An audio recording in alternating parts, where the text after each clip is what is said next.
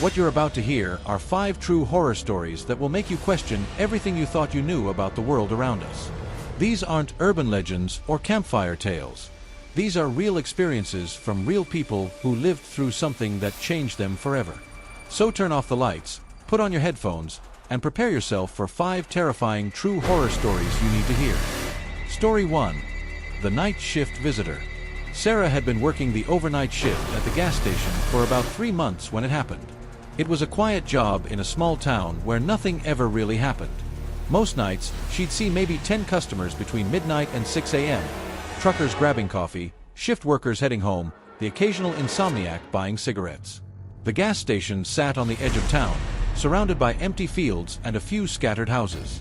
During the day, it felt normal.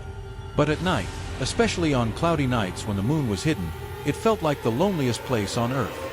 It was around 2:30 a.m. on a Tuesday when Sarah first noticed the man standing across the street. He was just standing there under the broken streetlight, perfectly still, facing the gas station. She couldn't make out his features clearly, but she could see his silhouette, tall, thin, wearing what looked like a long coat. Sarah tried to ignore him. Weird people came out at night sometimes. Maybe he was waiting for someone, or maybe he was just drunk. But as the minutes ticked by, he didn't move. Not even a little. He just stood there, staring. After about 20 minutes, Sarah decided to call out to him. She opened the door and shouted, "Hey, are you okay out there? Do you need help?" The man didn't respond. Didn't even turn his head. He just kept staring at the gas station, or more specifically, it felt like he was staring directly at her. A chill ran down Sarah's spine. She closed the door and locked it, even though it was supposed to stay unlocked for customers. She told herself she was being paranoid, but something about the way he stood there felt wrong. Completely wrong. An hour passed. The man hadn't moved. Sarah kept glancing out the window, hoping he'd be gone, but every time she looked, there he was. Same position. Same stillness. Like a statue. Around 4 a.m., a customer finally came in, a trucker who needed gas and coffee. Sarah felt relief wash over her as she unlocked the door.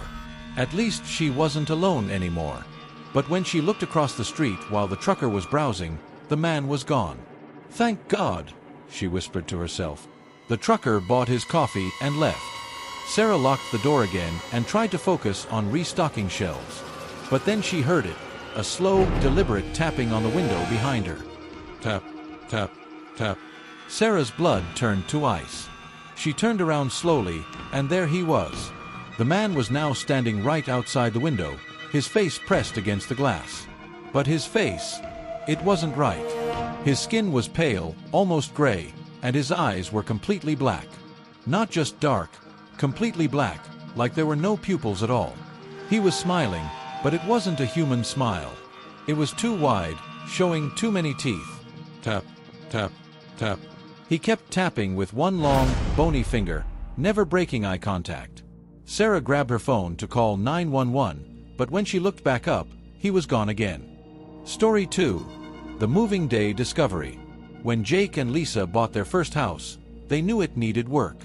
It was an old Victorian built in 1897, and the previous owner, an elderly woman named Mrs. Chen, had lived there for over 40 years before passing away.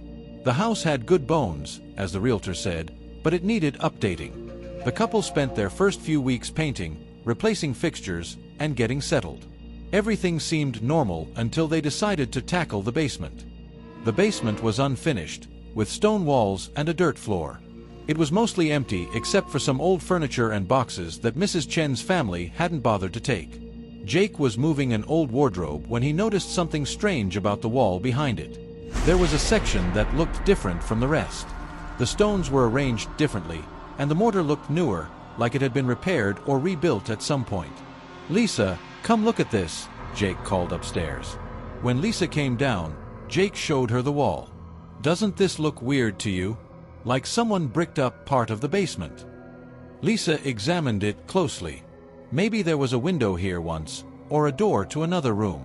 Old houses like this sometimes had root cellars or storage areas that got sealed off. They decided to investigate. Jake got his sledgehammer and carefully broke through the newer mortar. The stones came away easily, revealing a dark space behind the wall. Jake shined his flashlight into the opening. It was a small room, maybe 6 feet by 8 feet. The floor was dirt, and the walls were the same stone as the rest of the basement. But what made Jake's stomach drop was what was in the room. There were dozens of dolls. Old, antique dolls with porcelain faces and glassy eyes. They were arranged in neat rows, all facing the opening where Jake and Lisa now stood. Some were sitting, some were standing, but they were all facing outward, as if they'd been watching the wall, waiting for someone to break through. "What the hell?" Lisa whispered. Jake stepped into the room, his flashlight beam moving across the dolls. Some were beautiful, with elaborate dresses and perfect curls. Others were damaged, missing limbs, cracked faces, or hair that had fallen out in patches. But all of them had the same expression, a vacant, glassy-eyed stare that seemed to follow the flashlight. "Why would someone wall these up?" Lisa asked from the opening. She refused to step into the room. Jake moved deeper into the space. In the back corner, partially hidden behind a group of larger dolls, he found something that made his blood run cold. It was a journal, bound in leather and yellowed with age. He opened it carefully. The handwriting was shaky, like it belonged to someone very old or very sick. The first entry was dated 1985. "They watch me at night. I can hear them moving around downstairs. I know it sounds crazy, but I swear they're alive. Mrs. Peterson gave me the first one when I was 7 years old. I loved it then. But now I know what they really are." Jake flipped through more pages, his hands shaking. "I've tried throwing them away, but they always come back. I found 3 of them in my bedroom this morning, even though I put them in the dumpster yesterday. They want something from me. I can feel it. I can't take it anymore. I'm going to seal them up in the basement. Maybe if they can't get out, they'll finally leave me alone. I pray whoever finds this will understand. Don't let them out. Whatever you do, don't let them out." Jake slammed the journal shut and backed out of the room quickly. "We're sealing this back up," he told Lisa. "Right now. What did you find?" "Nothing good. Help me put these stones back." They worked quickly, mortaring the stones back into place. But as Jake placed the last stone, he could swear he heard something from behind the wall, a soft scraping sound, like tiny feet moving across dirt. That night, Jake woke up to the sound of footsteps in the basement. Slow, deliberate footsteps, moving back and forth. He grabbed a flashlight and went downstairs, but the basement was empty. The wall was still sealed. But in the morning, he found tiny footprints in the dust leading from the sealed wall to the basement stairs. The footprints of a child, or something child-sized. Jake and Lisa moved out that weekend. They never told the next buyers about the room behind the wall. Sometimes Jake wonders if he should have. But mostly, he tries not to think about what might still be down there, waiting behind that stone wall, watching and listening for someone to let them out. Story 3. The Forest Stalker. Mike had been hiking alone for 3 days when he realized he was being followed. He was deep in the Cascade Mountains, 20 miles from the nearest road, following a trail that saw maybe 10 people a year. It was exactly the kind of isolation he'd been looking for after his divorce. Just him, his backpack, and the wilderness. The first sign was subtle. Mike had stopped to rest and eat lunch by a stream when he heard a branch snap somewhere behind him. He turned around but saw nothing except trees and shadows. Wildlife, he thought. Bears, maybe, or deer. But as the afternoon went on, he kept hearing sounds. Always behind him. Always just far enough away that he couldn't see anything when he turned to look. Footsteps on fallen leaves. Branches breaking under weight. The sound of something large moving through the forest, trying to stay hidden. When Mike made camp that evening, he built his fire bigger than usual and kept his headlamp close. He'd been hiking alone for years, and he'd never felt spooked like this before. But something felt wrong about these woods. Too quiet. Even the birds had stopped singing. Around midnight, Mike woke up to the sound of his gear being moved around outside his tent. Soft scraping sounds, like someone was going through his backpack. He grabbed his flashlight and unzipped the tent flap quickly. "Hey!" he shouted into the darkness. The sounds stopped immediately. Mike swept his flashlight across the campsite, but everything looked normal. His backpack was where he'd left it, His food was still hanging from the bare rope, and there were no signs that anything had been disturbed. But as Mike started to zip his tent back up, his flashlight beam caught something at the edge of the clearing. Two eyes, reflecting the light like an animal's eyes, but higher off the ground than any animal should be. Human height. The eyes stared at him for a long moment, then disappeared into the darkness. Mike didn't sleep the rest of the night. He sat in his tent with his knife in his hand, listening to the forest. Every few hours, he'd hear movement, slow, careful footsteps circling his camp. Whatever was out there was patient. It would move for a few minutes, then stop for an hour, then move again. When dawn finally came, Mike packed up as quickly as possible and started hiking out. He didn't care about finishing his planned route anymore. He just wanted to get back to civilization. But as he hiked, the stalking got more aggressive. He could hear it behind him, closer now, not bothering to hide as much. Sometimes he'd catch glimpses of movement in his peripheral vision, a tall, dark figure darting between trees, always staying just out of direct sight. Mike started hiking faster. Then he started jogging. The sounds behind him matched his pace, getting closer. By noon, Mike was running full out down the trail, his backpack bouncing, his heart pounding. He could hear whatever was chasing him crashing through the forest behind him, no longer trying to be quiet. It was gaining on him. Mike reached a section where the trail curved around a large rock outcropping. He decided to take a chance. Instead of following the trail, he scrambled up onto the rocks and hid behind a boulder, trying to control his breathing. A few minutes later, he heard it coming down the trail. Footsteps, but wrong somehow. Too heavy. Too deliberate. Mike peered around the boulder. What he saw made his stomach turn. It looked like a person, but stretched out. Too tall, too thin, with arms that hung almost to its knees. Its skin was gray and mottled, like tree bark. But the worst part was its face. It had human features, but they were all wrong. Eyes too large, mouth too wide, teeth too sharp. The thing stopped right where Mike had left the trail. It turned its head slowly, scanning the rocks where Mike was hiding. When its eyes found Mike, it smiled. Mike ran. He scrambled over the rocks, through the trees, off the trail completely. He could hear it behind him, making sounds that weren't quite human, a mixture of laughter and growling that echoed through the forest. Mike ran for 3 hours straight, until he finally reached the parking area where he'd left his car. He threw his gear in the back and drove away without looking back. Later, when he told people about his experience, they said it was probably just a bear or his imagination playing tricks on him. But Mike knows what he saw. And sometimes, when he's driving alone at night, he checks his rearview mirror a little too often, half expecting to see those large, wrong eyes staring back at him. He never went hiking alone again. Story 4. The babysitting job. Emma was 17 and saving money for college when Mrs. Hartwell hired her to babysit. The job seemed perfect, watching 8-year-old Tommy Hartwell twice a week while his parents went out for dinner. The pay was good, Tommy was well behaved, and the Hartwells lived in a nice neighborhood where Emma felt safe walking home after dark. The Hartwell house was a large colonial with a perfectly manicured lawn and expensive cars in the driveway. Mrs. Hartwell was always polite but distant, and Mr. Hartwell traveled frequently for business. Tommy was a quiet kid who spent most of his time drawing or playing with his toy soldiers. Everything was normal for the first month. Emma would arrive at 7, put Tommy to bed by 8:30, and then do homework until the Hartwells came home around 11. Easy money. But then Tommy started talking about his friend. "My friend doesn't like when you're here," Tommy told Emma one evening as she was helping him brush his teeth. "What friend?" Emma asked. "I thought you said you didn't have any friends in the neighborhood." "Not that kind of friend," Tommy said. "My friend lives in the walls." Emma laughed. "In the walls? What do you mean?" Tommy pointed to the wall behind his bed. "He lives in there. He talks to me at night when everyone's asleep. He says he doesn't like babysitters." Emma figured it was just a child's imagination.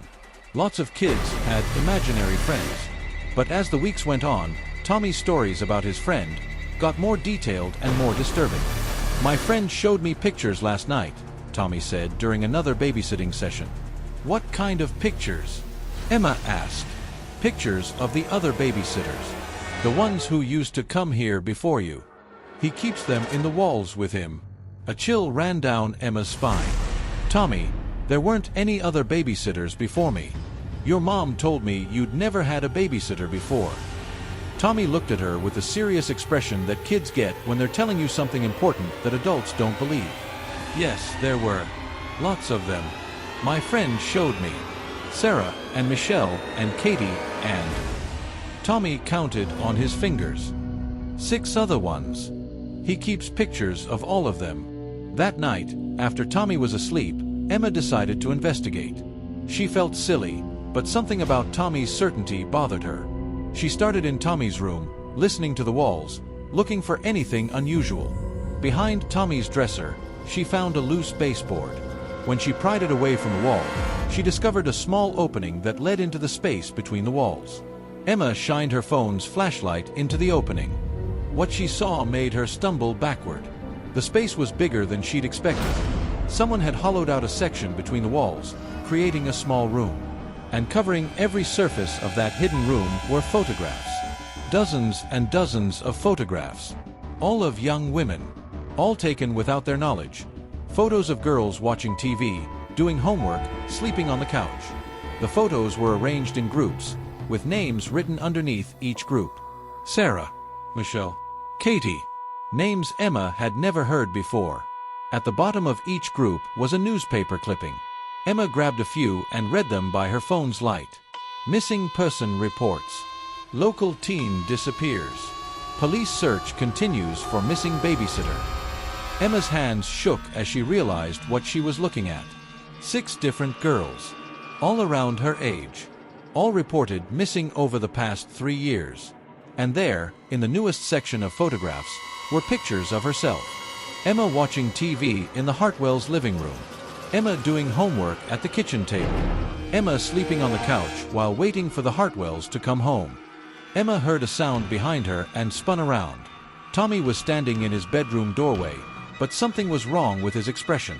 He wasn't looking at Emma like a scared 8-year-old anymore. He was smiling, but it was an adult smile. A knowing smile. "My friend wants to meet you," Tommy said in a voice that didn't sound like his own. Emma ran. She grabbed her backpack and bolted for the front door, not caring about being quiet anymore. Behind her, she could hear Tommy laughing, but it was wrong. Too deep, too old for his small body. Emma made it to her car and drove straight to the police station. She told them everything, showed them the photos she'd managed to grab from the hidden room. When the police searched the Hartwell house, they found the hidden room exactly as Emma described. But they also found something else, a network of tunnels behind the walls, connecting to other rooms throughout the house. And at the end of the longest tunnel, they found a larger room. The police never released all the details about what they found in that room. But Emma heard from a friend whose father was a detective that they discovered evidence of all 6 missing girls.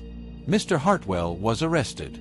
Mrs. Hartwell claimed she knew nothing about the hidden rooms, but Emma wasn't sure she believed that. And Tommy was placed in foster care, but Emma sometimes wonders how much he really knew about what was happening in the walls of his house. Emma never babysat again. And sometimes, late at night, she still checks the walls in her own bedroom, just to make sure she's really alone. Story 5. The Radio Signal. David was a ham radio operator who loved staying up late, scanning frequencies and talking to other operators around the world. His setup was impressive. Multiple radios, amplifiers, and antennas that he'd been collecting and upgrading for 15 years. His basement was his sanctuary, filled with the steady hum of electronics and the occasional crackle of distant voices. Most nights, David would chat with his regular contacts, other ham operators he'd gotten to know over the years. But sometimes he liked to scan the bands, looking for new voices or interesting conversations. It was around 2 a.m. on a Friday when David first picked up the strange transmission. He was slowly tuning across the 20-meter band when he heard a voice that made him stop and listen. Day 347. The food is running low. If anyone can hear this, please respond. Please. I don't know how much longer. The voice was desperate, panicked. David quickly adjusted his antenna and tried to get a cleaner signal. The voice came through more clearly. This is emergency frequency 14.300. My name is Robert Chen. I've been trapped in my fallout shelter since the bombs fell. I don't know if anyone else survived. If you can hear this, please respond. David's blood ran cold. Bombs. Fallout shelter. There hadn't been any nuclear attack. David grabbed his microphone. This is KD7RST responding to your emergency call. What's your location? There was a pause. Then the desperate voice came back. Oh my God, someone's alive. Thank you for responding. I'm in Seattle, Washington. Underground shelter in the Ballard district. The radiation levels outside are still too high. How bad is the damage where you are? David was confused. He lived in Portland, Oregon, just 3 hours south of Seattle. There was no nuclear attack, no radiation, no bombs. Sir, I think there's been some kind of mistake. I'm in Portland, and everything is normal here. There haven't been any nuclear attacks. The voice on the radio was quiet for a long moment. Then Robert responded, and his voice was different, confused, scared. That's impossible. It's been almost a year since the bombs fell. November 15th, 2023. The entire West Coast was hit. I watched it happen from my security cameras before the EMP knocked out most of my equipment. David checked his calendar. It was November 8th, 2024. According to Robert, the attack had happened 7 days in the future. Robert, I need you to listen to me carefully. Today's date is November 8th, 2024. There has been no nuclear attack. I think something strange is happening with our radio signals. No, you're wrong. It's October 30th, 2024. The attack was almost a year ago. I've been keeping careful track of the days. David felt a chill run through him. According to Robert, it was October 30th. But according to David's calendar, it was November 8th. Neither date matched Robert's story about an attack on November 15th, 2023. Over the next hour, David and Robert compared information. Robert insisted he was living through the aftermath of a nuclear war. He described the bombs falling, the aftermath, the radiation poisoning he'd seen through his security system. He talked about his supplies running low and his growing desperation. But David was looking out his basement window at a perfectly normal Portland night. Cars driving by. Street lights on. No radiation. No destruction. Robert, I'm going to try something, David said into his microphone. I'm going to call the Seattle police and ask them to check on you. What's your address? Robert gave him an address in the Ballard district. David called Seattle PD on his cell phone and explained that he was a ham radio operator who'd received a distress call. The dispatcher was patient but skeptical. 20 minutes later, David's phone rang. It was the Seattle officer who'd been sent to check the address. Sir, I'm at the location you gave me. It's just an empty lot. Has been for years, according to the neighbors. No house, no shelter, nothing underground that we can detect. David's hands were shaking as he got back on the radio. Robert, are you there? I'm here. Did you send help? Robert, the police checked your address. They say there's nothing there. Just an empty lot. The silence stretched on for almost a minute. When Robert's voice came back, it was different. Quieter. More distant. That's because the house was destroyed in the attack. The shelter is deep underground. They wouldn't be able to see it from the surface. David continued talking to Robert for 3 more nights. Each conversation was more disturbing than the last. Robert's timeline never made sense. Sometimes he said the attack was a year ago, sometimes 11 months, sometimes 13 months. The dates kept changing, but his desperation remained constant. On the 4th night, Robert's signal came through clearer than ever. David, I need to tell you something. I've been thinking about our conversations, and I think I know what's happening. What do you mean? I don't think I'm talking to you in your time. I think our radio signals are somehow crossing between different realities, maybe? Different versions of what happened. David's mouth went dry. What are you saying? I'm saying that in my reality, the bombs fell and the world ended. In your reality, they didn't. But there might be other realities too. Other versions where different things happened. And somehow, our radios are picking up signals from across those boundaries. Robert, that's impossible. is it? You've been talking to a man who claims to be living in a post-nuclear world, from a location that doesn't exist in your timeline. What's more impossible, that I'm crazy, or that reality isn't as simple as we thought? That was the last night David heard from Robert. He tried calling back, scanning the frequencies, but there was nothing.